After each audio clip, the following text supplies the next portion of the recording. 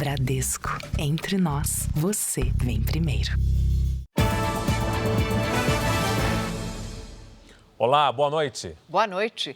A Receita Federal encheu 3 caminhões com mercadorias falsificadas e contrabandeadas apreendidas em shoppings de São Paulo. As lojas estão localizadas na Avenida Paulista, uma das mais conhecidas da cidade. Roupas, calçados e eletrônicos estão entre os principais produtos irregulares.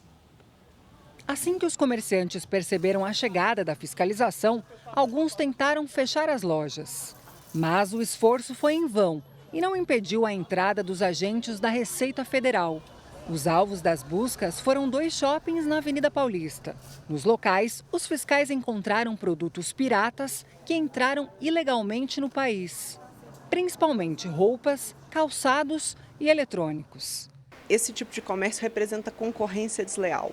Quem traz essa mercadoria não paga os tributos, não tem toda a documentação regular da mercadoria, então coloca os produtos com preços muito menores do que aquele que um comerciante regular consegue praticar. A operação encheu 3 caminhões. O valor de mercado da carga apreendida deve chegar a 10 milhões de reais. Depois da apreensão, todo o material é levado para um depósito da Receita Federal, onde passa por uma triagem. O que é seguro pode ser doado para instituições ou seguir para leilão. Já os itens considerados perigosos, como perfumes e bebidas adulteradas, são destruídos.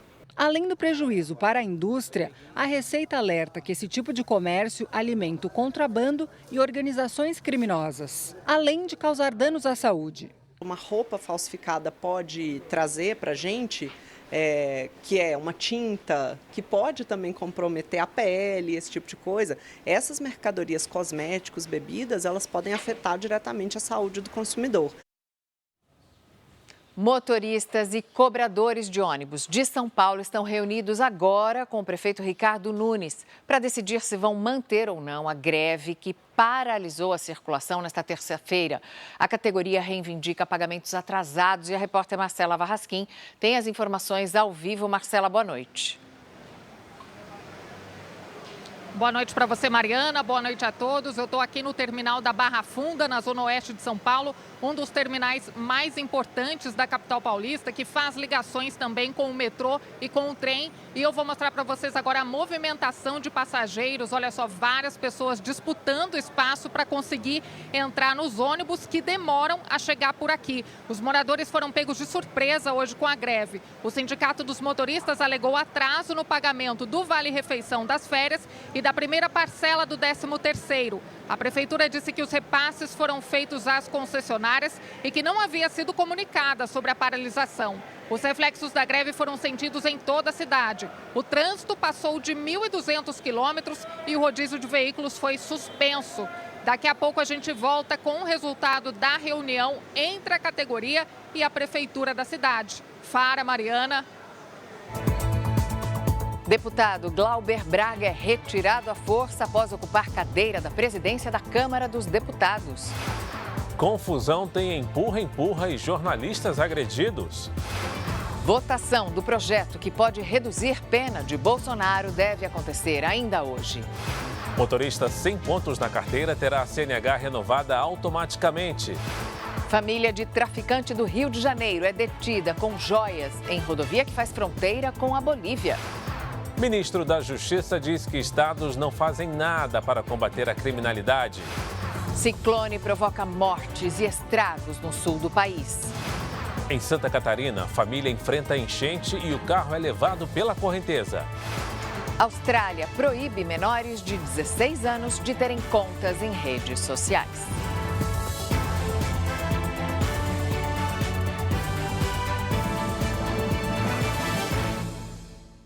Oferecimento Bradesco. Em 2026, o que é mais valioso vem primeiro.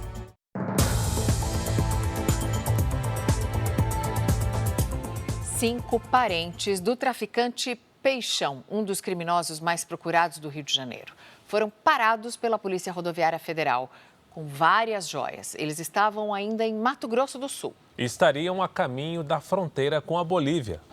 São cordões, relógios, medalhões e pulseiras.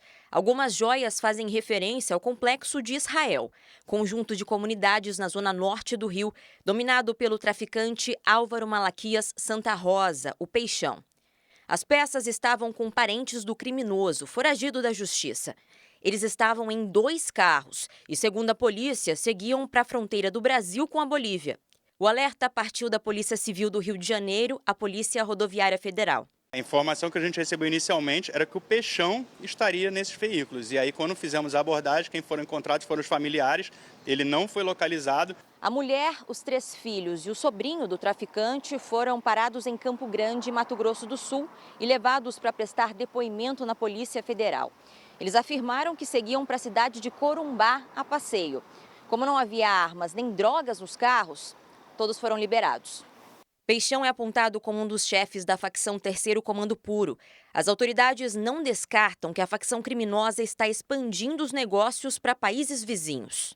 Eles vão para o Paraguai, para a Bolívia, para poder fortalecer essa conexão criminosa. Então, atualmente, a gente não tem mais somente o consumo aqui, a venda nas comunidades, mas a gente vê facções aqui do Rio de Janeiro exportando drogas também. A formação de um ciclone extratropical mudou o tempo e trouxe chuva e vendaval para boa parte do centro-sul do país. No Rio Grande do Sul, o temporal provocou estragos em 14 cidades, a maioria na Serra Gaúcha. Flores da Cunha, a 130 quilômetros de Porto Alegre, foi atingida por um tornado de curta duração, segundo a Defesa Civil. Os ventos ultrapassaram os 100 quilômetros por hora. Cerca de 60 residências foram destelhadas. O que tinha na frente foi embora tudo, né? Na área rural, pelo menos 20 parreirais foram destruídos nesta vinícola. Os telhados foram arrancados e as paredes desmoronaram. Cerca de 20 tanques utilizados para a produção de vinho também foram derrubados. Ninguém ficou ferido. Uma coisa que inédita que aconteceu. Pá, isso aqui é muito feio. A cidade decretou situação de emergência. Estamos fazendo os levantamentos necessários para ter ideia da extensão, para ver com o que mais nós podemos ajudar o município, né? O que o Estado pode trazer de suporte ao município. Nesta tarde, o Instituto Nacional de Meteorologia elevou para vermelho o alerta de ventos fortes no Rio Grande do Sul. A Defesa Civil acionou o plano de contingência para ciclones com alertas simultâneos para raios, chuva intensa e ventos com rajadas que podem chegar a 130 km por hora em várias regiões do estado, especialmente amanhã, quando o sistema estará mais intenso. O fenômeno é considerado incomum para o mês de dezembro e exige atenção especial da população. Em Santa Catarina, uma família inteira morreu depois que o carro foi arrastado pela enxurrada. O carro vermelho tenta passar pela enxurrada. No meio da travessia, é arrastado pela correnteza de um rio. Eu sabia. O carro foi encontrado neste ponto. Dentro do veículo estavam os corpos do casal. A cerca de 60 metros daqui, moradores encontraram o corpo do bebê de apenas 1 ano. A família estava visitando um imóvel e não conhecia a região. As vítimas são o haitiano Mackenzie Bernardi, que era diretor de uma imobiliária, a mulher dele, Miquelaine Bernardi, e a filha. De acordo com a Defesa Civil, em 12 horas choveu mais do que o esperado para todo o mês. Palhoça, na Grande Florianópolis, decretou situação de emergência. A capital de Santa Catarina também foi atingida pela chuva forte. Vários pontos ficaram alagados. 2 residências desmoronaram. Os imóveis estavam desocupados. Desde sábado já vemos alertando em relação a isso, falando que haveria esse ciclone e que as consequências dele poderiam ser chuvas por todo o estado, mas acabaram concentrando-se mais aqui no nosso litoral por conta desse ciclone. Na BR-101, as pistas foram bloqueadas em pelo menos 2 trechos na altura de Biguaçu e São José. Na Serra do Rio do Rastro, a queda de uma barreira interrompeu o trânsito. O governo de Santa Catarina suspendeu as aulas da rede estadual nesta terça-feira. Mais de 90 cidades adotaram a mesma medida na rede municipal. O deputado Glauber Braga, do PSOL do Rio de Janeiro, ocupou hoje a cadeira da presidência da Câmara em protesto contra o processo de cassação do mandato dele. A Polícia Legislativa foi acionada e o plenário chegou a ser esvaziado. O Tiago Nolasco está na Câmara e traz as informações ao vivo. Boa noite, Nolasco. Oi, Mariana, boa noite para você, para o Fara e para todos. Logo no início da sessão, o deputado Glauber Braga já ocupava a cadeira da presidência e dizia que não sairia. O tumulto aconteceu depois que o presidente da Câmara, Hugo Mota, marcou para amanhã a análise da cassação do mandato de Glauber Braga. O parlamentar é acusado de agredir um manifestante dentro da Câmara em abril do ano passado. Minutos depois dessa fala, jornalistas foram retirados do plenário e o sinal da TV Câmara foi cortado. A Polícia Legislativa foi acionada e retirou o parlamentar à força, momento que foi registrado pelos próprios deputados, os únicos que permaneceram no plenário da Casa. Em agosto, parlamentares de oposição também ocuparam a mesa diretora da Câmara e só saíram depois de quase 2 dias de negociação. Depois da confusão, o presidente da Câmara, Hugo Mota, se posicionou numa rede social. Ele disse que Glauber Braga desrespeitou a Câmara dos Deputados e o Poder Legislativo. Mota também chamou Braga de extremista. Na confusão, uma produtora da TV Record foi agredida. Vamos ver o depoimento dela. E aí assessor e outras pessoas cinegrafistas empurrando todo mundo para frente e a Polícia Legislativa falando para trás, não tinha como resolver isso. O que aconteceu? O policial legislativo, o Marcelo Guedes, que a gente identificou agora, ele começou a empurrar todo mundo, meio que agredir todo mundo. E aí perdeu o controle da situação.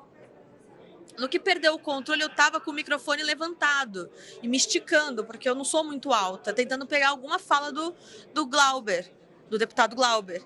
E aí, nessa hora do policial ir afastando e tudo mais, eu levei uma cotovelada na boca do estômago, no diafragma. Foi quando eu perdi o ar. A Associação Brasileira de Rádio e Televisão divulgou nota em que repudia a agressão sofrida por produtoras da Record e outros profissionais de imprensa na Câmara dos Deputados.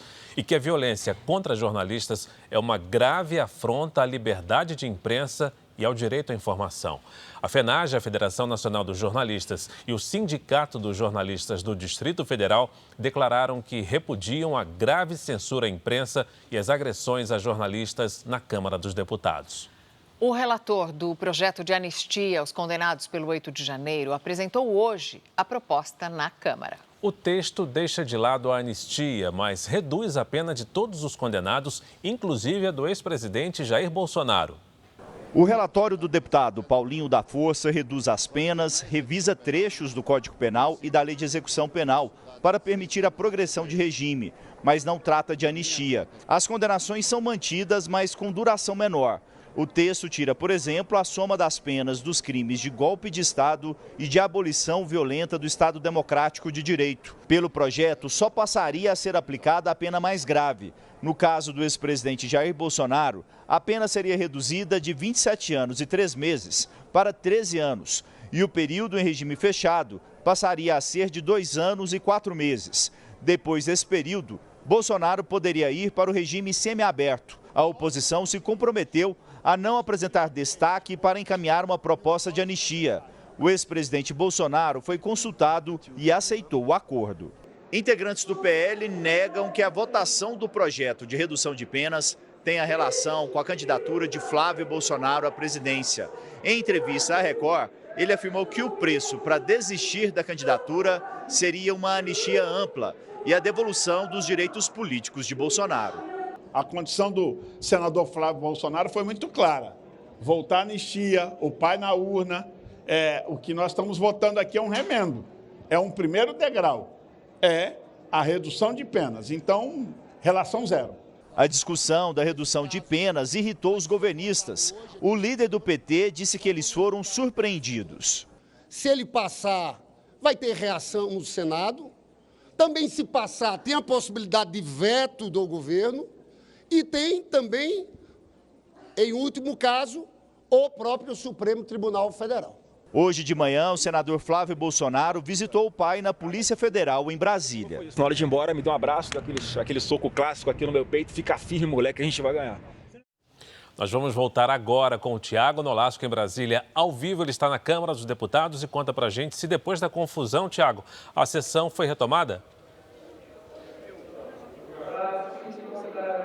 Foi retomada sim, Fara, mas com reforço da segurança. Nesse momento, a Polícia Legislativa está posicionada na frente e também nas entradas da mesa diretora da Câmara. E os deputados estão analisando o projeto que aumenta o prazo para inscrição no Cadastro Ambiental Rural. E a expectativa é de que ainda hoje os parlamentares analisem o projeto de redução de penas aos condenados pelos atos de 8 de janeiro.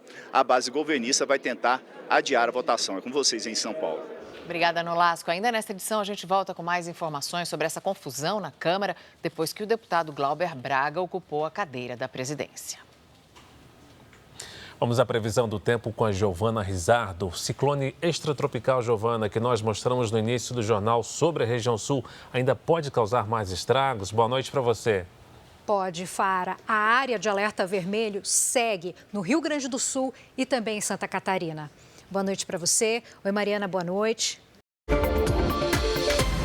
E uma boa noite para você. Amanhã, além da chuva forte no sul, as rajadas de vento podem ultrapassar os 100 km por hora no litoral. A capital gaúcha permanece em alerta para temporais e ventania. Faz 22 graus. Em São Paulo, chuva forte na madrugada e pela manhã ela perde força. Máxima de 28. Em Belo Horizonte, tempo fechado e chuva a qualquer hora. À tarde faz 24 graus. Hoje, diversas cidades do sul do país registraram mais de 100 milímetros de chuva. As nuvens carregadas continuam sobre o sul e também avançam pelo sudeste e centro-oeste. O ciclone extratropical segue influenciando o tempo no sul e no sudeste, principalmente Rio Grande do Sul, Santa Catarina, leste de São Paulo e do Rio de Janeiro. Nessas áreas, os ventos podem variar de 80 e 100 km por hora, com rajadas ainda mais fortes em regiões de serra e de praia. O calor e a umidade deixam em alerta para temporais as divisas entre Tocantins, Pará e Maranhão. Em Florianópolis, tarde de 28 graus. No Rio de Janeiro, 35. 25 em Brasília, 32 em Porto Velho e até 30 graus em Natal. Hora do Tempo Delivery. O Caleb é de Olinda, Pernambuco. Boa noite, Caleb. Nos próximos dias, o sol aparece entre nuvens e as máximas ficam entre 30 e 31 graus. O André é de Maricá, Rio de Janeiro. Oi, André, bem-vindo. Na quarta-feira, previsão de chuva na madrugada e pela manhã. Máxima de 32 graus. Quinta e sexta com sol encoberto e tardes entre 30 e 31 graus. Faça seu pedido nas redes sociais com a hashtag você no JR. Mariana, Fara. Obrigada, Giovana. Você vai ver a seguir as atualizações sobre a greve de motoristas e cobradores de ônibus, que atrapalhou a volta para casa hoje em São Paulo. Veja também, quadrilha é presa suspeita de invadir sistema de empresa de pagamentos.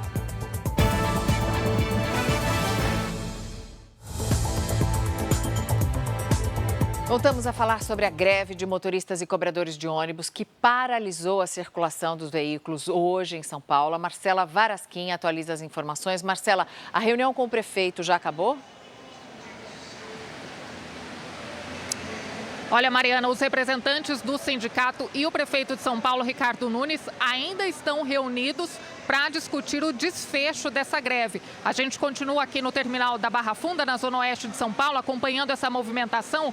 Olha só as pessoas, né? A quantidade de gente que está na fila esperando o próximo ônibus chegar e ainda sem previsão. O índice de trânsito congestionado marcou hoje mais de 1.200 quilômetros. Apesar do grande movimento de passageiros, a Companhia Paulista de Trens Metropolitanos manteve a operação normal de horário de pico, sem carros adicionais. O Sindicato dos Motoristas alegou atraso no pagamento do Vale-Refeição das férias e da primeira parcela do 13º. A Prefeitura afirmou que repassou os recursos às concessionárias de ônibus. E a gente continua acompanhando aqui essa movimentação. Eu tenho conversado com os passageiros. Alguns me falaram que estão a mais aí de 1h e meia, esperando chegar o próximo ônibus e, portanto, demorando muito mais para voltar para casa nessa terça-feira. Mariana e Fara.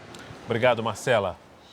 O Ministério da Saúde anunciou o plano de vacinação contra a dengue com um novo imunizante de dose única do Instituto Butantan. Cerca de 1.300.000 doses já produzidas serão destinadas a profissionais de saúde. A previsão é que estejam disponíveis em janeiro de 2026. Depois, o critério será por faixa etária, começando por pessoas com 59 anos de idade, seguindo até adolescentes com 15 anos. A cidade de Botucatu, no interior de São Paulo, vai servir como área de estudo para avaliação de resultados em relação à imunização. A vacina desenvolvida pelo Butantan apresentou eficácia de 89% contra formas graves da dengue. Veja a seguir, o governo federal oficializa novas regras para tirar a carteira de habilitação. E na Austrália, milhões de adolescentes acordaram sem redes sociais. É o primeiro país do mundo a bloquear o acesso de menores de 16 anos de idade.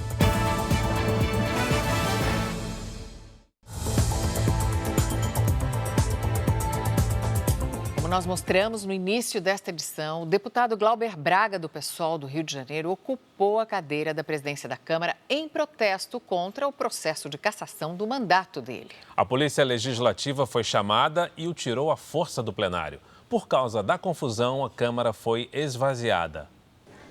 Logo que a sessão começou, o deputado Glauber Braga já ocupava a cadeira da presidência. Com a palavra, o deputado Tadeu. Durante a sessão, o parlamentar afirmou que não sairia da cadeira da presidência. Eu vou me manter aqui, firme, até o final dessa história. Se o presidente da Câmara dos Deputados quiser tomar uma atitude diferente da que ele tomou com os golpistas que ocuparam essa mesa diretora e que até hoje não tiveram qualquer punição, essa é uma responsabilidade dele.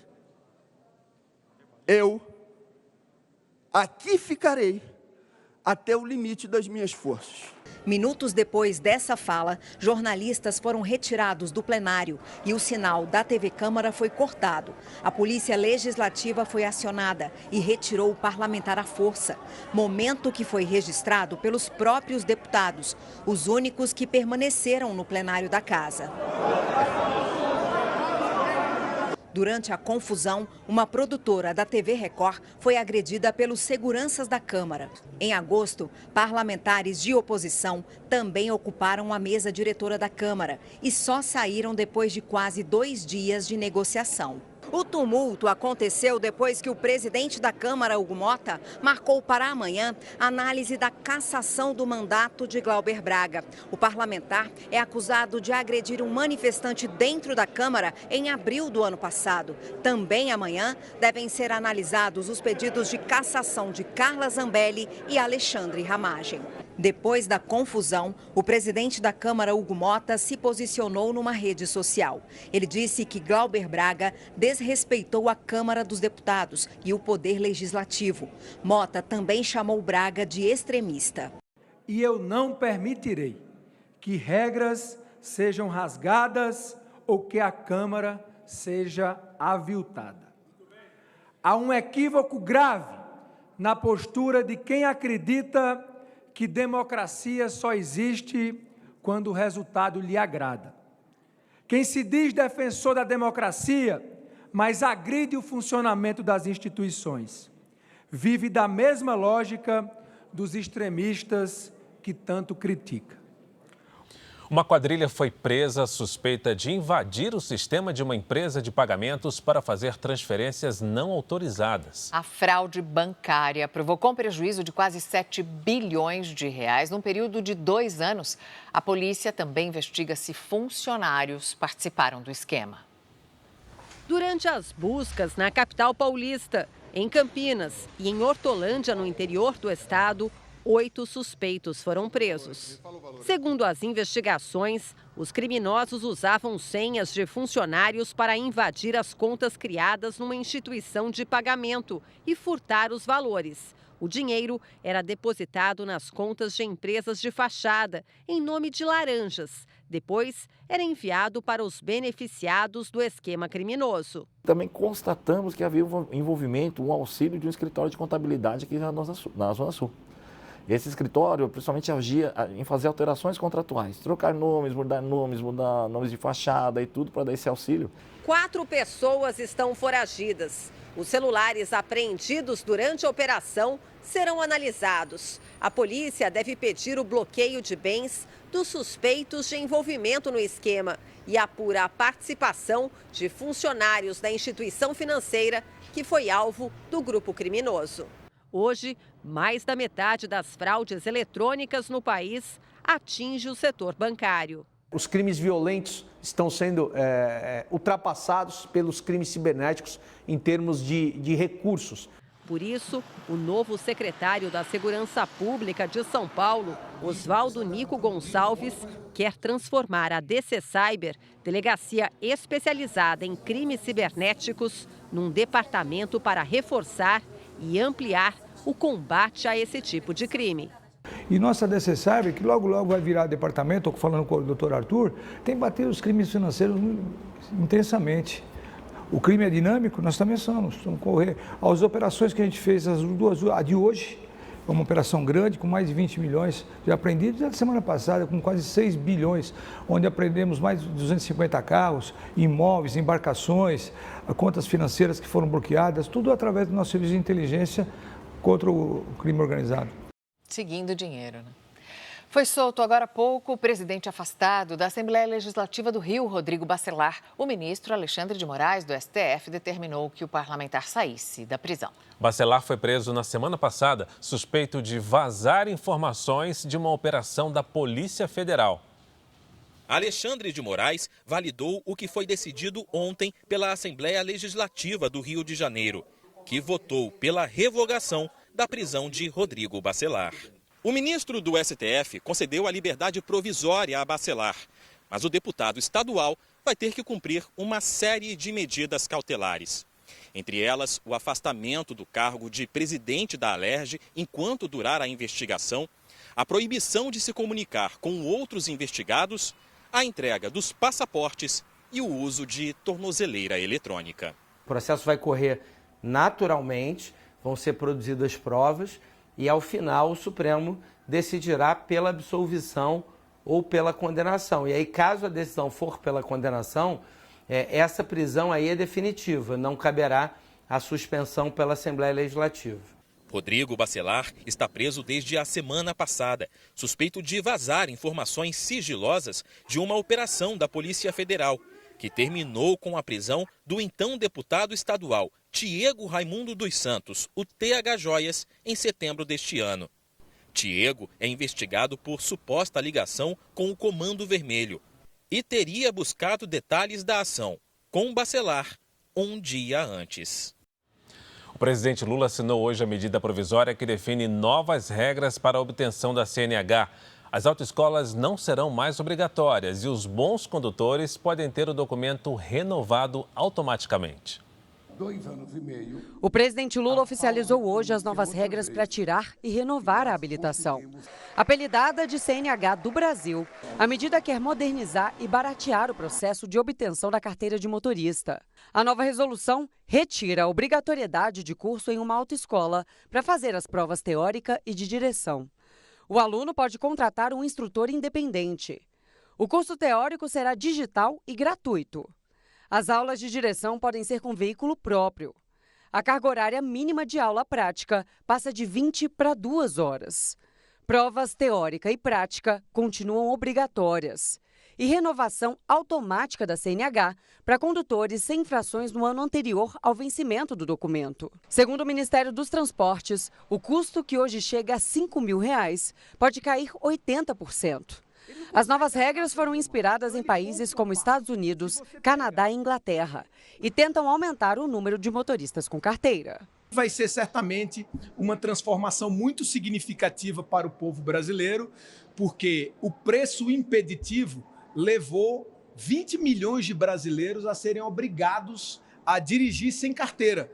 Durante o evento, o presidente fez acenos ao Congresso Nacional e defendeu o diálogo para tentar diminuir a tensão entre governo e os parlamentares.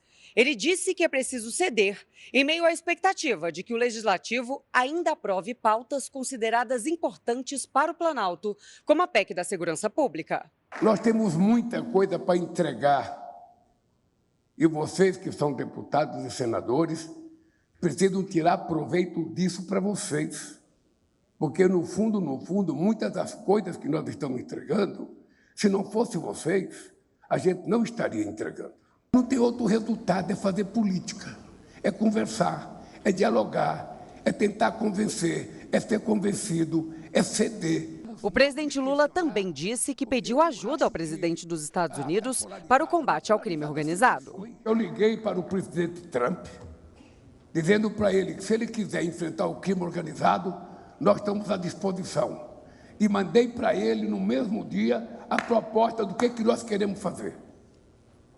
Disse para ele, inclusive, que um dos grandes chefes do crime organizado brasileiro, que é o maior devedor deste país, que é importador de combustível fácil, mora em Miami.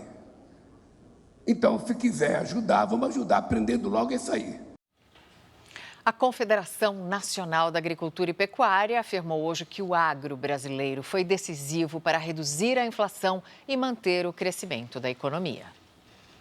Segundo a CNA, o PIB agropecuário deve avançar 9,6% e chegar a 3 trilhões e 130 bilhões de reais em 2025. A soja em grãos permanece na liderança das exportações brasileiras, com a venda de 42 bilhões de dólares para o exterior entre janeiro e novembro. Na sequência aparecem a carne bovina, o café, o açúcar não refinado e a celulose.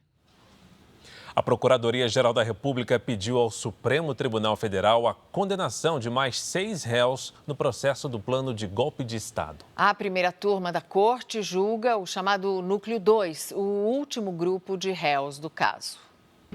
Segundo o Procurador-Geral da República, o grupo era formado por pessoas que usaram cargos estratégicos para coordenar ações da organização criminosa. Paulo Gonês cita o uso da Polícia Rodoviária Federal para atrapalhar o segundo turno da eleição presidencial. Fazem parte do Núcleo 2 os réus: Fernando de Souza Oliveira, ex-diretor de operações do Ministério da Justiça; Felipe Martins, ex-assessor de assuntos internacionais de Bolsonaro; Marcelo Câmara, coronel da reserva e ex-assessor de Bolsonaro; Silvinei Vasques, ex-diretor da Polícia Rodoviária Federal; Mário Fernandes, general da reserva do Exército e ex-assessor de Bolsonaro; e Marília de Alencar, ex-diretora de inteligência do Ministério da Justiça. O grupo também é acusado de tramar o assassinato de autoridades públicas e de elaborar uma minuta para o golpe de Estado. Contribuíram para um atentado violento de 8 de janeiro de 2023. Contribuíram, assim, para que a violência que efetivamente houve pudesse ter curso, sempre mirando a instalação de caos social que levasse a que as Forças Armadas tivessem a chance de aderir finalmente aos planos de ruptura da ordem democrática. Os advogados do general Mário Fernandes e de Felipe Martins pediram que o ministro Luiz Fux também atuasse na análise das acusações contra o Núcleo 2, com base no princípio de que os réus devem ter os mesmos direitos e condições. Fux integrava a primeira turma e pediu para mudar para a segunda em outubro. O pedido das defesas irritou o relator do processo, ministro Alexandre de Moraes. Além de protelatória, chega a ser absurdo o pedido de que um ministro da segunda turma faça parte de um julgamento na primeira turma. Nenhum ministro pode estar presente e fazer parte das duas turmas ao mesmo tempo. Isso é tão óbvio que causa espanto ter sido pleiteado. Os advogados negaram as acusações contra os 6 réus. O julgamento vai ser retomado na terça-feira da semana que vem, com os votos dos ministros. O relator da proposta de emenda à Constituição sobre a Segurança Pública apresentou o texto do projeto em uma reunião de líderes partidários na Câmara dos Deputados. O deputado federal Mendonça Filho, do União Brasil de Pernambuco, entregou hoje ao Colégio de Líderes o novo texto da PEC da Segurança Pública. Foram feitos ajustes ao projeto original enviado pelo Ministério da Justiça. Entre os pontos principais estão o fim da progressão de pena para integrantes de facções criminosas, um referendo em 2028 sobre a redução da maioridade penal, hoje fixada em 18 anos, e a autorização para que estados e o Distrito Federal legislem sobre segurança. Permanece a autonomia federativa, até porque esse é um preceito que ele não poderia ser de forma alguma alterado. Hoje, durante a CPI do crime organizado no Senado, o ministro da Justiça criticou a atuação dos estados. O que os governos estaduais estão fazendo para combater a criminalidade? Qual foi o governo do estado que resolveu o problema da criminalidade comum ou organizada? Nada, nada. O novo texto da PEC da Segurança deve ser votado amanhã na Comissão Especial da Câmara dos Deputados e levado ao plenário na semana que vem. Veja a seguir: aposentado morre depois de ser atacado por enxame de abelhas na Grande São Paulo. Casa Branca prepara planos para uma possível saída de Nicolás Maduro da presidência da Venezuela. Planos incluem como seria a substituição do presidente venezuelano.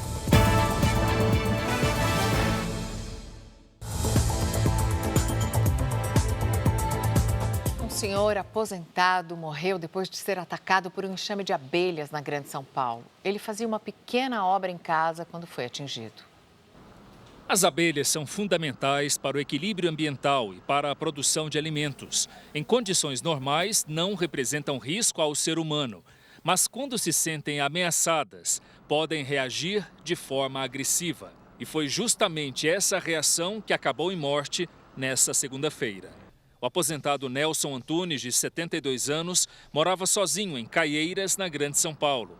Ele foi atacado no momento em que tentava fazer uma pequena obra no fundo do imóvel. A gente não sabia dessas abelhas, ninguém. Só soube quando começou a atacar a casa de todo mundo, até os carros. Quando os bombeiros chegaram, Nelson já estava morto, com inúmeras picadas. Ela tem a capacidade de inocular uma quantidade de veneno muito grande. Não existe soro no mundo para acidentes com abelhas. Um acidente próximo do ninho com múltiplas ferroadas, qualquer pessoa estaria exposta a essa situação com risco elevado. Ao longo de 2025, o Ministério da Saúde registrou mais de 30 mil notificações de picadas de abelha no país. 93 pessoas morreram. Esses insetos vivem em colônias organizadas e defendem o ninho com agressividade. As ferroadas podem causar vermelhidão, inchaço, além de casos alérgicos graves e até fatais. Se você faz um ruído alto, algum movimento brusco, e as abelhas entenderem que você pode ser uma ameaça para elas, uma abelha vai lá e te ferroa. Quando ela te ferroa, ela libera um feromônio que induz as outras abelhas a atacarem. Nós voltamos a falar agora sobre a greve de motoristas e cobradores de ônibus que afetou mais de 3 milhões de pessoas na cidade de São Paulo. A Marcela Varrasquim acompanha a situação de momento e nos informa se houve algum avanço na negociação entre o sindicato da categoria e a Prefeitura de São Paulo. Marcela, boa noite. Fara, boa noite novamente. A reunião começou há mais de meia hora e até agora não tem nenhum acordo estabelecido. A população de São Paulo foi pega de surpresa no fim da tarde sem ônibus nos principais terminais da capital paulista, o que refletiu num trânsito de quase 1.500 quilômetros. O rodízio também foi suspenso nessa terça-feira e muita gente, agora quase 9 horas da noite, muita gente ainda está tentando voltar para casa, como a gente vê agora nessa fila de passageiros atrás de mim. Além disso, chove aqui na capital paulista e quem tenta voltar para casa por um transporte de aplicativo está pagando preços altíssimos. Durante a tarde foi um caos aqui no terminal. Vamos ver na reportagem. Nos principais terminais de São Paulo, sobrava passageiros e nada de ônibus nas plataformas. Apenas algumas linhas funcionavam parcialmente. Como os ônibus estão demorando muito para chegar, os passageiros começam a se aglomerar na fila.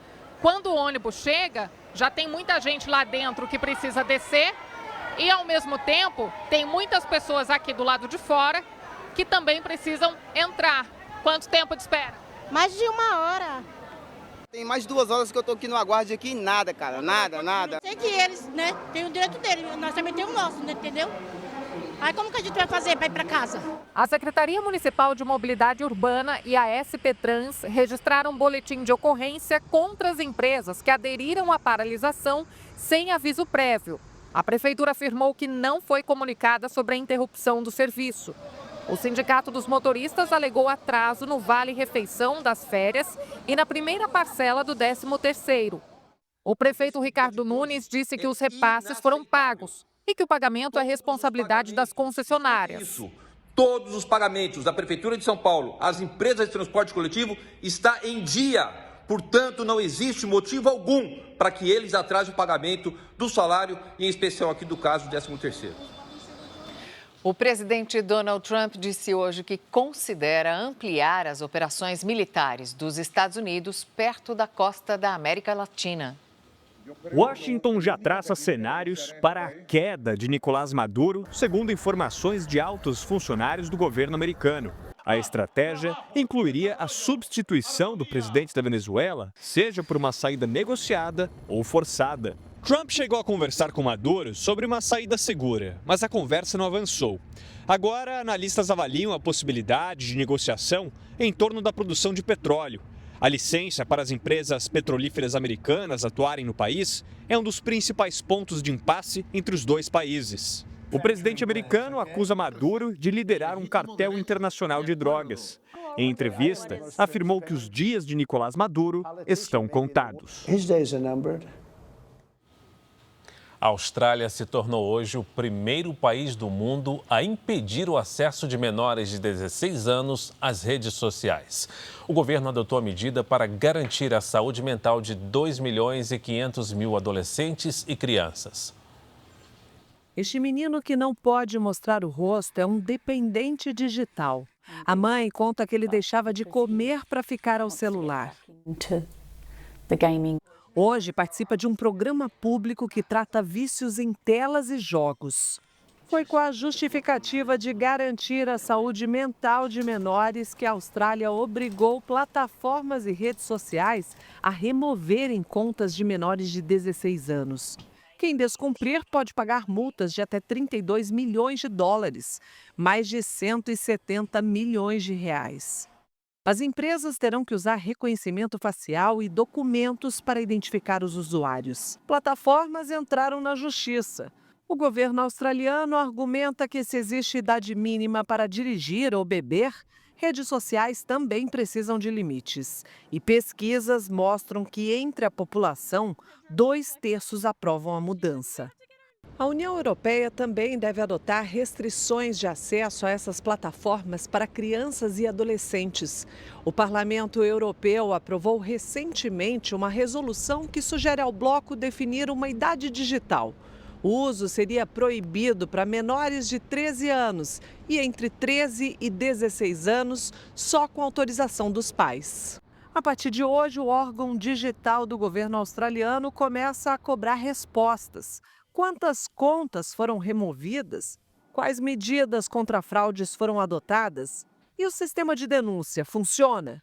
Uma mudança histórica que pode marcar o futuro das redes sociais no mundo.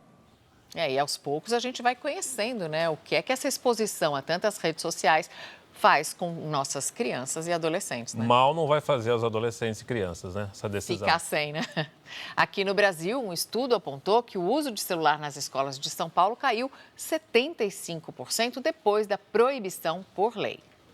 A Camille é o exemplo de que a dependência do celular já não é mais a mesma. Eu achava que eu era dependente do celular por não ter nenhum amigo, né? Ano passado eu percebi que não, eu só precisava de coragem e retirar realmente o celular da minha vida. 2 leis publicadas recentemente explicam essa mudança. Uma federal, de janeiro deste ano, e outra do estado de São Paulo, de dezembro do ano passado. Segundo a Secretaria da Educação, houve queda de 75% no uso do celular em salas de aula.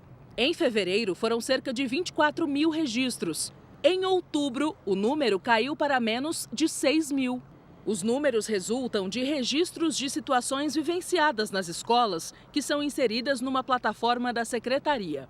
O Pedro acabou de concluir o ensino médio e diz que a nova regra mudou o comportamento dele.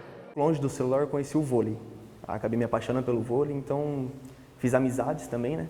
Professores lembram ainda que a proibição faz parte de um movimento que tenta colocar a tecnologia de forma adequada na rotina dos estudantes. que eles saibam usar o celular sem depender dele. Já que eu não estou com o celular, então eu vou ler. E aí eles começaram a pegar o prazer pela leitura. Eu chego a ficar arrepiada, porque é muito satisfatório isso, é muito importante para nós. A Mariana participa de um projeto nacional que defende que adolescentes não tenham o primeiro celular até os 14 anos e que não usem as redes sociais até os 16. O que nós temos recebido de retorno é uma maior concentração dos alunos. Uma mensagem chega, você leva 20 minutos para voltar a sua concentração de novo no professor. Então, uma aula de 1 hora, você recebeu 3 mensagens, você perdeu a sua aula inteira. À 12:30 tem mais Jornal da Record e você pode conferir a edição de hoje no Record Plus e em todas as nossas plataformas digitais. A programação da Record também está ao vivo e de graça no Record Plus. Agora você fica com a novela Mãe e logo depois de Reis tem informação da roça ao vivo na Fazenda. Não perca. Uma boa noite e até amanhã. Excelente noite para você.